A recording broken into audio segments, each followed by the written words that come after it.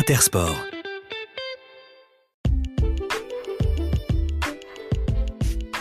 Bienvenue dans le podcast Engagé Sport par Intersport. Un podcast qui donne la parole aux hommes et aux femmes qui s'engagent pour un sport plus accessible, plus solidaire et plus durable. Chaque mois, nous mettons en avant une ou des actions qui nous aident à mieux vivre ensemble et à construire un meilleur demain.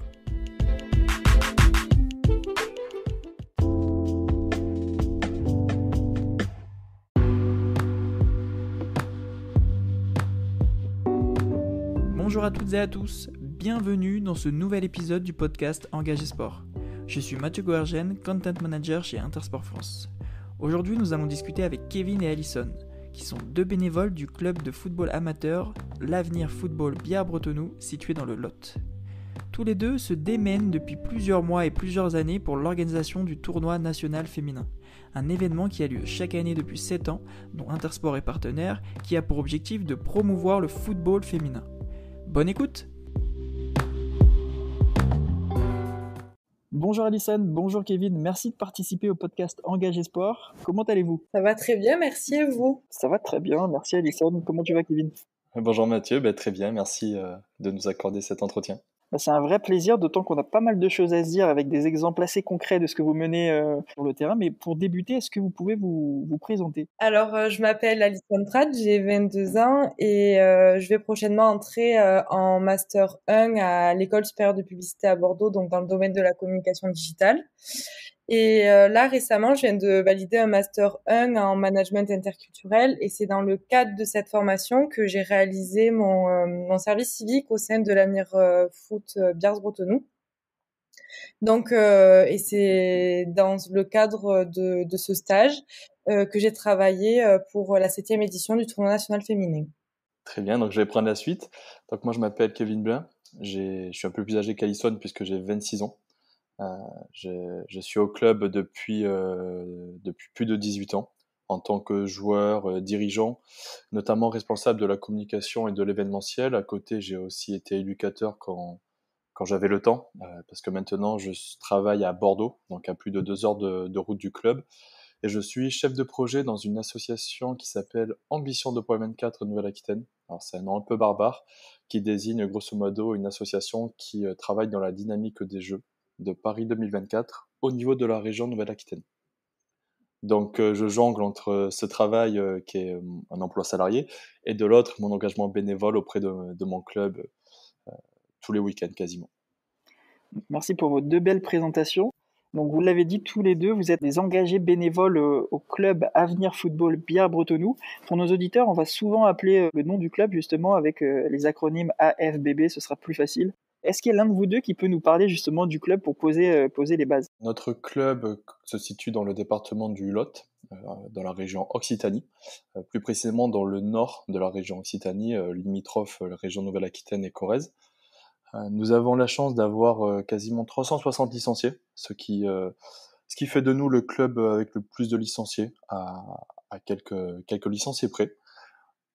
On a également 6 équipes seniors parmi ces licenciés, donc 4 équipes masculines, une équipe féminine et une équipe en loisirs. Et ensuite une école de foot très dynamique avec des jeunes dans toutes les sections, notamment une section féminine que l'on a créée depuis maintenant 2-3 ans, qui prend bien avec de plus en plus de jeunes filles qui intègrent l'école de foot et qui s'investissent et restent dans le temps. Donc c'est un vrai plaisir de travailler à la mise en place de cette section, même si c'est plus le travail de l'école de foot, là où nous on est plus concentré vraiment sur les résultats des seniors. Et donc ces dernières années, il y a eu une belle évolution du club, puisqu'on a vraiment augmenté en nombre de licenciés, et surtout depuis 10 ans, on est en montée en niveau, on a mis en place pas mal de projets, des tournois, le tournoi national féminin bien sûr, mais également le tournoi inter-entreprise qui tous les ans regroupe entre 40 et 50 entreprises avec nos partenaires. Donc voilà, on est très très dynamique, on a la chance de récolter un peu les fruits de tout ce travail qui a été débuté il y a maintenant un peu plus de 10 ans. On parlera de tous les engagements et je vois à travers tout ce que vous partagez là que le club est ultra actif sur tous les points de vue. Et ce qui nous intéresse un peu plus sur cette introduction de podcast, c'est davantage l'aspect lié au sport féminin et là précisément au football féminin. Donc depuis maintenant 7 années, il y a le tournoi national féminin. C'est un événement que vous organisez. Est-ce que vous pouvez nous en dire plus sur cet événement ? Oui, bien sûr, je vais m'en charger. Alors du coup, le tournoi national féminin, donc comme son nom l'indique, c'est un tournoi de football qui est exclusivement réservé à la gente féminine. Et son but premier est de promouvoir donc le sport féminin, mais également donc de partager des moments de convivialité parce que c'est un point sur lequel l'AFBB tient particulièrement. Pour vous parler plus en détail donc du tournoi national féminin, depuis ses débuts, le tournoi rassemble plus de 450 filles sur un même week-end.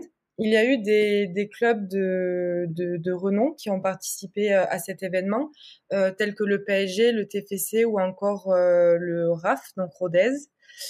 Et on a aussi eu une petite ouverture internationale puisque une équipe suisse a déjà participé à ce tournoi, pardon, et également des équipes en provenance des Dom-Tom. Et pour mettre l'accent sur cette 7e année, donc ça a été une année record en termes de nombre de participants puisque près de 600 filles étaient présentes lors du tournoi. Donc 600 joueuses sur cette édition 2021, cette 7e édition. Toi, Alison, tu as rejoint le club cette année en 2021, donc en service civique. Oui. Quel était ton rôle, toi, précisément, dans l'organisation de cette édition? Et après, je poserai la même question à Kevin. Alors, du coup, pour l'organisation de ce tournoi, j'ai beaucoup travaillé en amont, c'est-à-dire que j'étais chargée donc de démarcher les équipes dans la France entière et plus principalement l'Occitanie. J'ai également été aidée par Kevin et Joël Gary, qui est le président du club, pour effectuer cette mission. De plus, j'ai été en relation avec les partenaires et surtout Intersport pour la confection des lots à offrir pour les gagnantes et également pour un cadeau surprise qui a été offert à chaque participante lors du tournoi. Donc c'était un t-shirt.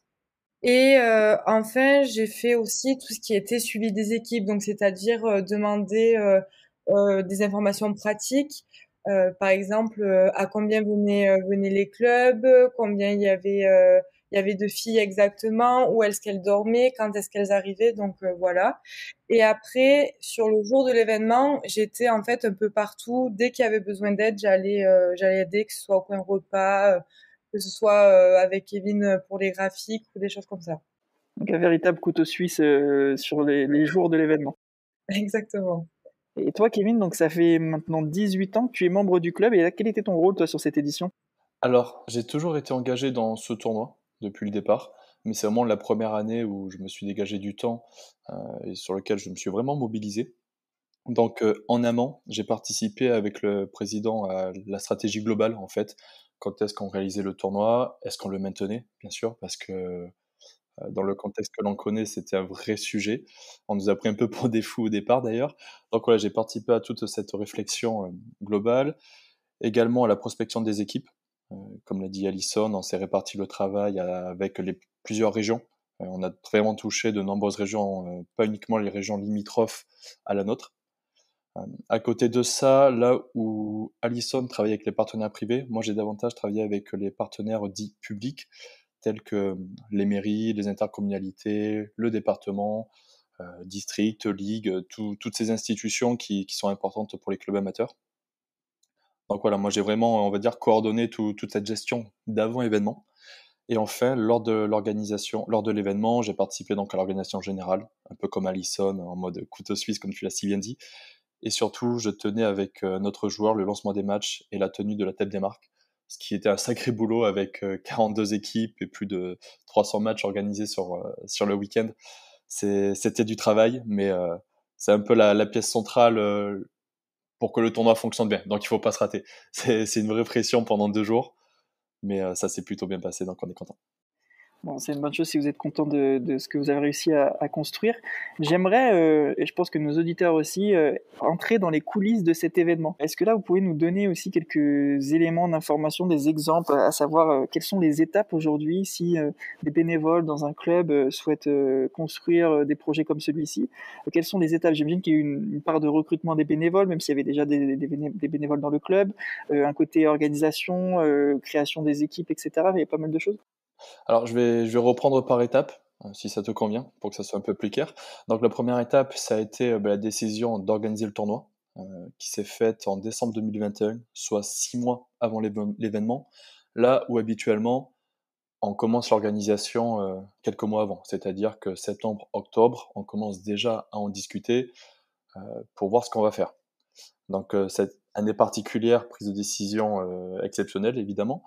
Ensuite, une fois qu'on a pris la décision d'organiser cet événement, eh bien, il faut définir le projet, savoir quand est-ce qu'il aura lieu, créer des supports de communication avec lesquels on va prospecter les clubs. Donc ça, c'est la deuxième étape, la prospection des équipes, qui prend énormément de temps. C'est vraiment le cœur du projet en fait. C'est sur cette étape qu'il ne faut pas se rater, parce que la concurrence est rude, et tant mieux. Il y a de plus en plus de tournois qui prospèrent, notamment sur le football féminin. Donc il faut se démarquer, il faut aller voir les équipes, jouer de nos réseaux personnels et bénéficier un peu de la renommée qu'a pu obtenir l'événement pour attirer des équipes. En parallèle, il faut commencer la prospection des partenaires privés institutionnels. Ça, c'est indispensable. Et enfin, une fois qu'on a mis tout ça en place, il y a la gestion d'événements avec, c'est des choses toutes simples, hein. On n'y pense pas forcément, mais c'est la location du matériel, la commande des repas, et bien sûr, la mobilisation des bénévoles du club. Donc, on n'a pas forcément fait d'appel au bénévolat extérieur au club. On s'appuie sur les joueurs, les dirigeants, les proches des joueurs. Par exemple, moi, j'ai ma maman qui est venue filer un coup de main alors qu'habituellement, elle ne vient jamais au stade. Donc, c'était plutôt sympa. Et surtout, on a utilisé cet événement comme un moyen de fédérer et de mobiliser tout le club dans une saison où les moments de convivialité ont été rares. Donc, tout le monde a participé, a mis la main à la pâte, parce que c'est des heures et des heures de préparation avant l'événement. Il y a tout à installer. Et bien sûr, enfin, la dernière étape, c'est le lancement du tournoi avec plusieurs pôles, à savoir la restauration, puisqu'il y avait plus de 3000 repas assurés, puisqu'on assure les petits déjeuners, les déjeuners et les repas du soir. Donc, pour 600 filles, je te laisse faire le calcul, ça représente beaucoup de travail. Également, une sécurité assurée, puisque nous proposons, en plus du camping dans des campings classiques, la possibilité de dormir sur place avec du camping dit sauvage. Donc là, on organise toute une sécurité. Bien sûr, les animations festives également, avec un repas dansant, un DJ, une soirée vraiment festive. C'est le cœur de notre projet. Et enfin, l'organisation des matchs, avec, comme je te le disais tout à l'heure, plus de 300 matchs organisés sur les 2 jours. Réponse un peu longue, je ne sais pas si j'ai bien répondu à ta question.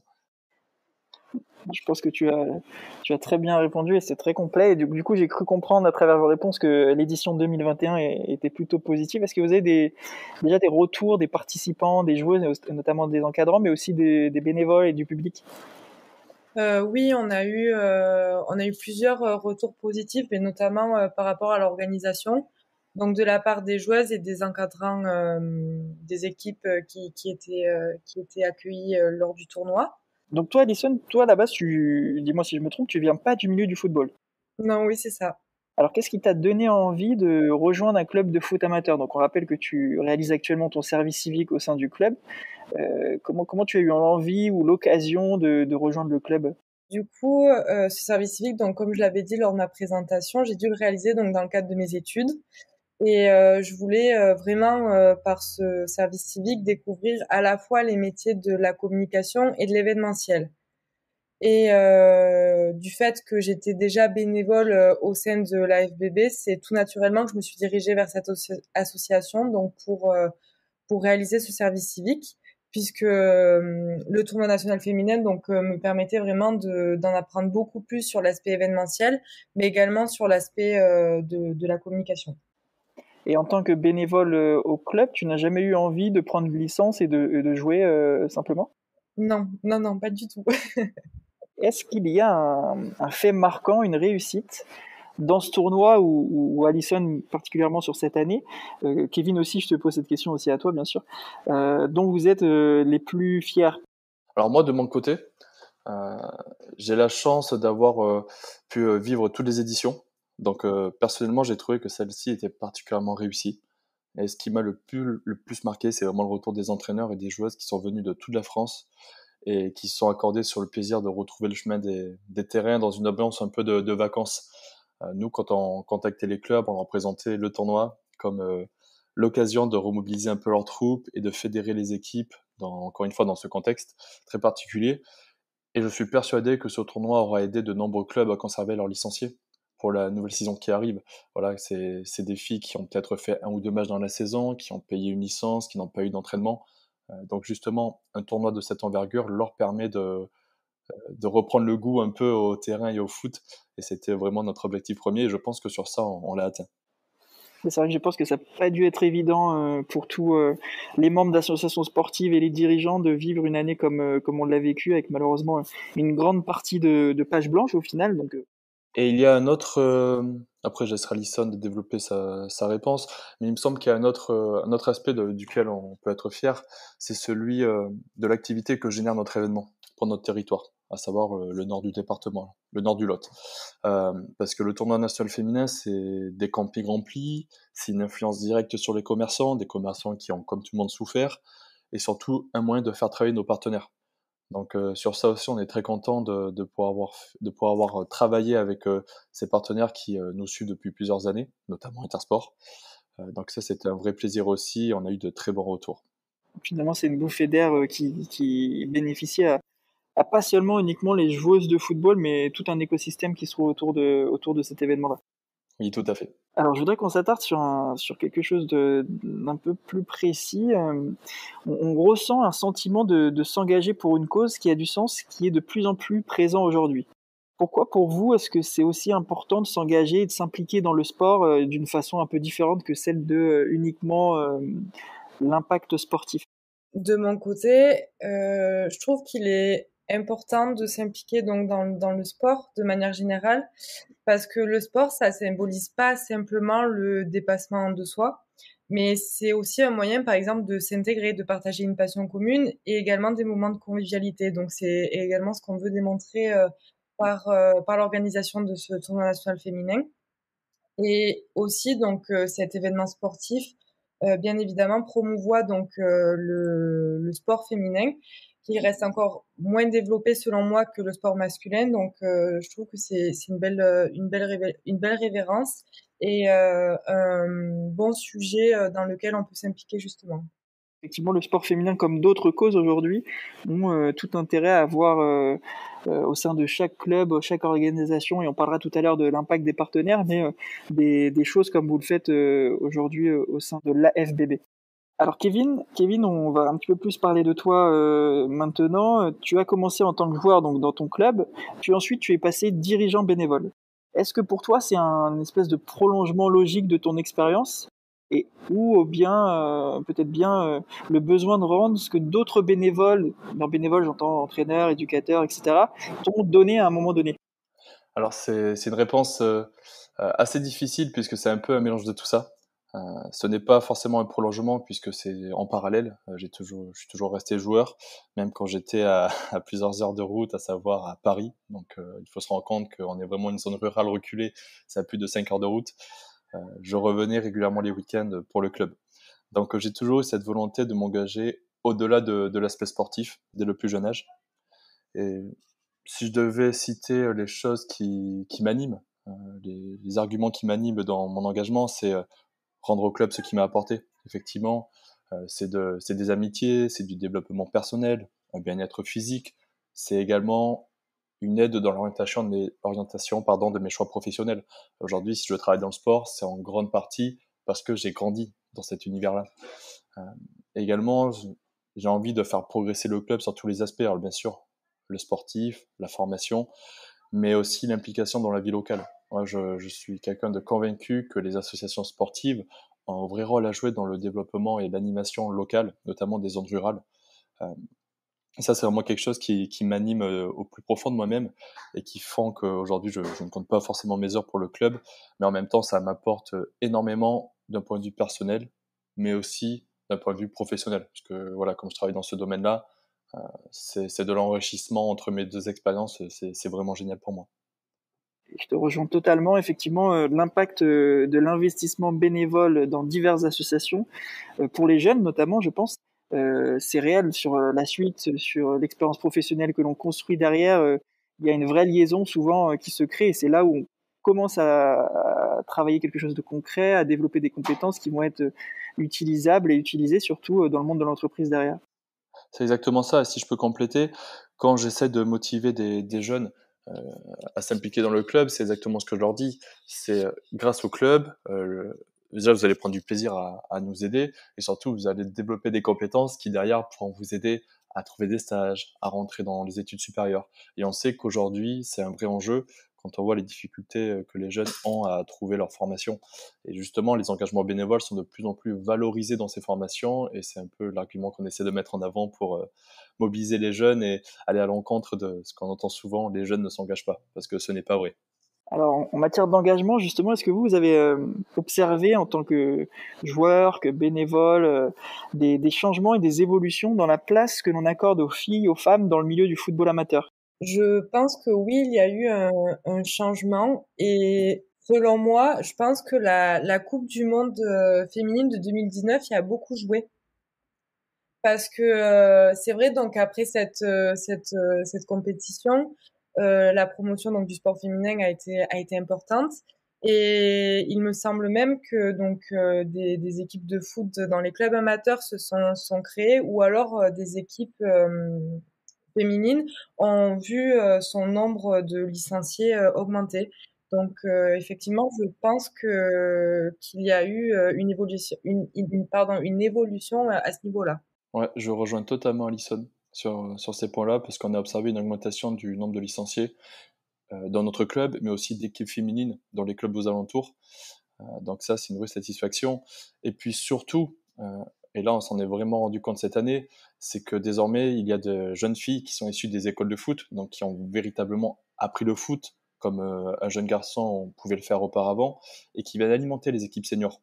Et cette année, on a observé une vraie évolution positive du niveau des équipes, que ça sort en U18, en district et en régional.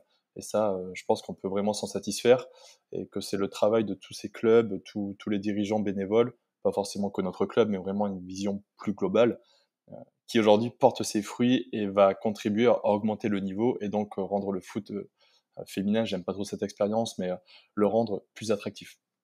Les partenaires, on en a parlé tout à l'heure, ont un vrai rôle finalement dans la tenue d'événements comme le tournoi national féminin. Quel rôle Intersport a tenu sur cette édition 2021 du tournoi national féminin?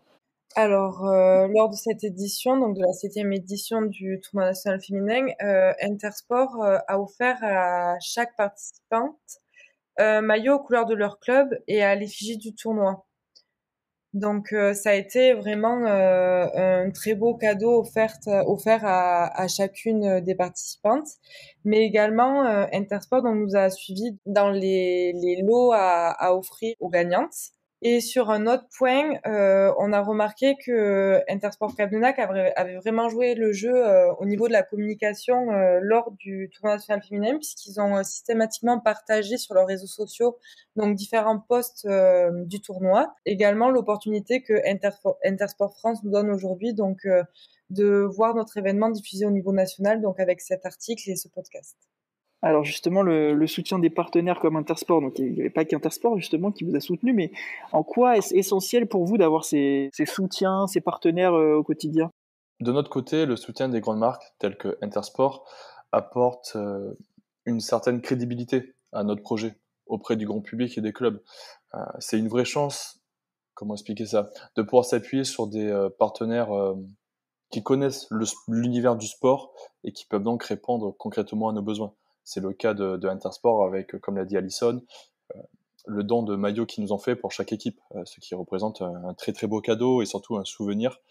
Voilà, donc grâce à ces partenaires, on peut proposer des choses innovantes, nouvelles. C'est aussi un moyen de diversifier nos revenus. Voilà, on sait que les clubs amateurs reposent énormément sur des subventions. Les subventions régressent. Il faut trouver des financements auprès de d'autres sources et les partenaires privés sont justement idéaux pour ça. Puis ça permet vraiment d'apporter un côté entre guillemets professionnalisant dans les structures sportives où jusqu'à présent c'était vraiment un fonctionnement bénévole, mais dans le bon sens du terme. Mais ce que je veux dire, c'est que voilà, il y avait peut-être pas une gestion rigoureuse qui aujourd'hui nous est demandée.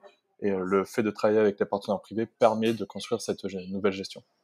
Et parfois, finalement, le pont entre l'association sportive et le partenaire privé est super étroit, puisqu'au final, certains licenciés sont des personnes qui travaillent dans l'entreprise. Je ne sais pas si vous avez des personnes qui travaillent au magasin Intersport qui sont également licenciées au club, mais en tout cas, c'est très fréquent au final.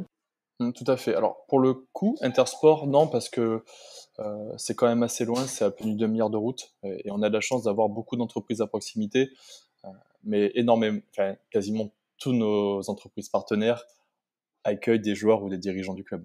Et ça fonctionne comme ça, c'est de l'interpersonnel, c'est plus de l'interpersonnel que de véritables projets économiques avec une logique de sponsoring derrière. Si on reprend le tournoi et l'historique de ce tournoi national féminin, il existe depuis maintenant 7 ans. 7 ans, c'est long. Enfin, déjà, félicitations à vous, parce que tenir un événement sportif aussi longtemps sur 7 années consécutives, c'est très très beau. Comment vous voyez, vous, l'évolution justement de ce tournoi dans les prochaines années? Alors, de mon côté, pour les prochaines années, je souhaiterais que cet événement se développe à l'international parce que accueillir des équipes étrangères pourrait nous apporter bien évidemment sportivement, mais également culturellement. Et je pense que ça peut être très intéressant de vivre ça sur un week-end, le temps du tournoi. Je rejoins totalement Alison. C'est vrai que l'international, on avait essayé avec une équipe suisse qui était venue il y a 2-3 ans. Ça s'était très bien passé. Mais ça pourrait être vraiment un axe de développement euh, qui, je pense, sera prioritaire des années précédentes. Moi, de mon côté, ce que j'aimerais développer, c'est la partie événementielle et proposer des activités sportives, éducatives, mais également pédagogiques en parallèle des matchs. Par exemple, ça pourrait prendre la forme d'un village partenaire dans lequel il y aurait des stands de prévention sur la santé, sur les bienfaits du sport, sur l'écologie, ou encore des initiations à l'handisport. Cette année, si le Covid n'était pas intervenu, je pense qu'on aurait pu, par exemple, organiser une séance de cécifoot, une initiation. Voilà, je pense que ça peut vraiment être un axe de développement sympa de montrer que c'est du football, c'est du sport, mais pas que, qu'on va au-delà et qu'il y a d'autres choses derrière, et que le sport peut être un support pédagogique justement pour toute cette dynamique. Je le pense aussi et je suis totalement convaincu. Et justement, sur la thématique du sport féminin et comment le promouvoir, est-ce que vous avez des idées de façon plus générale sur des actions qu'on pourrait mener dans le cadre d'événements comme celui-ci, comme un tournoi par exemple, qui permettraient de justement valoriser davantage le sport féminin? Je pense qu'une augmentation de la médiatisation, bien sûr, puisque c'est le nerf de la guerre, permettrait aux jeunes filles de prendre conscience qu'elles ont totalement leur place dans le sport et que les clubs aujourd'hui les attendent. Les clubs aujourd'hui sont formés, en tout cas je parle du foot, sont formés pour accueillir un public féminin euh, et adapter des exercices en fonction de leurs attentes.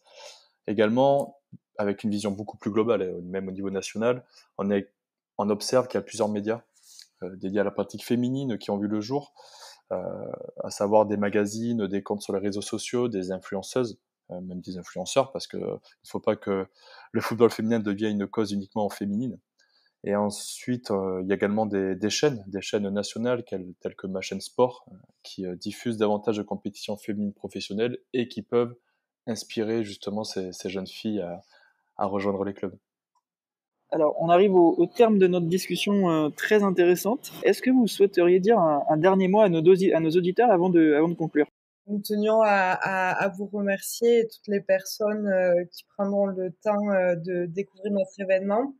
Nous remercions également tous les clubs que nous avons pu accueillir depuis donc 7 ans maintenant. Et je vais laisser Kevin terminer. Je te remercie. Moi, ce que j'aimerais faire, parce qu'on ne les a pas cités, c'est remercier nos partenaires, notamment institutionnels, à savoir, nous avons pu compter sur le soutien, comme tout le long de la saison, depuis de nombreuses années, de nos deux mairies, puisque nous sommes sur deux villages, Bretenoux-Biars, également l'intercommunalité de Coval d'Or.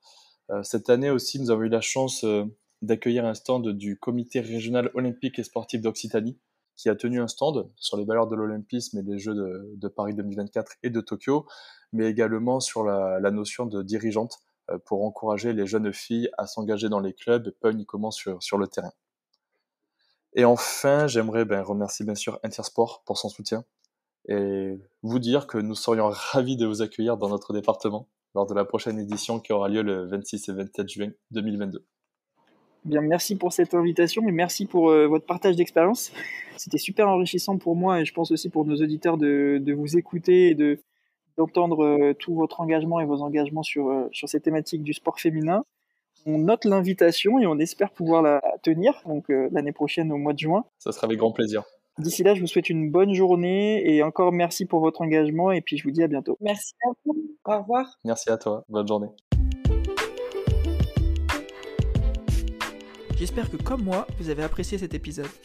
On se retrouve bientôt pour un nouvel épisode du podcast Engagé Sport avec un ou une invitée engagée pour un sport plus accessible, plus solidaire et plus durable. D'ici là, n'hésitez pas à suivre Intersport sur les réseaux sociaux. À très vite.